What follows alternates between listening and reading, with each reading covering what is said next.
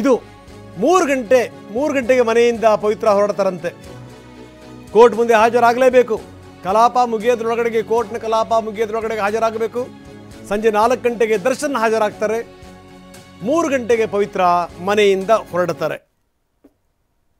7 ಜನರನ್ನು, ಒಂದು ಪಕ್ಷ ಏನಾದರೂ ಆಗಿಲ್ಲ ಅಂದರೆ ವಿಡಿಯೋ ಕಾನ್ಫರೆನ್ಸ್ ಮುಖಾಂತರನಾದರೂ ಕೂಡ ಸಬ್ಮಿಟ್ ಮಾಡಬೇಕು ಕೋರ್ಟಿಗೆ. ಕೋರ್ಟ್ ನಿರ್ಧಾರ ಮಾಡುತ್ತೆ ಯಾರ್ಯಾರನ್ನ ಎಲ್ಲೆಲ್ಲಿ ಕಳಿಸ್ಬೇಕು ಅಂತ. ಯಾರನ್ನ ಬಳ್ಳಾರಿ ಜೈಲಿಗೆ ಕಳಿಸ್ಬೇಕು, ಯಾರನ್ನ ಬೆಂಗಳೂರು ಜೈಲಲ್ಲಿ ಇಡಬೇಕು, ಏನು ಎತ್ತ. ಈ ಸದ್ಯದ ಸ್ಥಿತಿಗತಿಗಳನ್ನ ನೋಡಿದ್ರೆ ಎಲ್ಲರನ್ನೂ ಒಟ್ಟಿಗೆ ಇಡುವಂಥ ಸಾಧ್ಯತೆಗಳು ತುಂಬ ಕಡಿಮೆ ಇದೆ.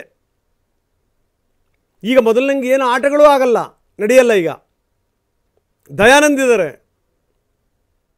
ಎಲ್ಲ ಜೈಲುಗಳು ಕೂಡ ಅವರ ವ್ಯಾಪ್ತಿಗೆ ಬರ್ತವೆ. ಏನೋ ಒಳಗಡೆಗೆ ಆಹಾರ ಹೋಯಿತು, ಸಿಗರೇಟ್ ಹೋಯಿತು, ಏನೋ ಎಲ್ಲ ವ್ಯವಸ್ಥೆ ಮಾಡಿಕೊಟ್ರು. ಅಷ್ಟು ಸುಲಭವಾಗಿ ಆಗಲ್ಲ. A6 ಜಗದೀಶ್ ಮನೆಯಿಂದ ಹೊರ ನಡೆದಿದ್ದಾರೆ. ಚಿತ್ರದುರ್ಗದ ಮನೆಯಲ್ಲಿದ್ದರು A6 ಜಗದೀಶ್, ಮನೆಯಿಂದ ಬಂದಿದ್ದಾರೆ ಹೊರಗಡೆಗೆ. ಹಾಜರಾಗಲೇಬೇಕು. ನಾವು ತೋರಿಸ್ತಾ ಇದ್ದೀವಿ ಮನೆಯಿಂದ ಹೊರಟಂಥ ಜಗದೀಶ್. ಎಲ್ಲೆಲ್ಲಿರ್ತಾರೋ ಅಲ್ಲಲ್ಲಿಂದಲೇ ಚಿತ್ರದುರ್ಗದಲ್ಲಿರ್ಬೋದು ಅಥವಾ ಅವರು ಕಲಬುರಗಿಲಿರ್ಬೋದು, ಪ್ರಶ್ನೆ ಬೇರೆ. ಸಬ್ಮಿಟ್ ಮಾಡಲೇಬೇಕು. ಆಗಲಿಲ್ವಾ ವಿಡಿಯೋ ಕಾನ್ಫರೆನ್ಸ್ ಮುಖಾಂತರ ಅವ್ರನ್ನ ಸಬ್ಮಿಟ್ ಮಾಡಬೇಕು. ಚಿತ್ರದುರ್ಗದ ಮನೆಯಲ್ಲಿದ್ದರು ಜಗದೀಶ್,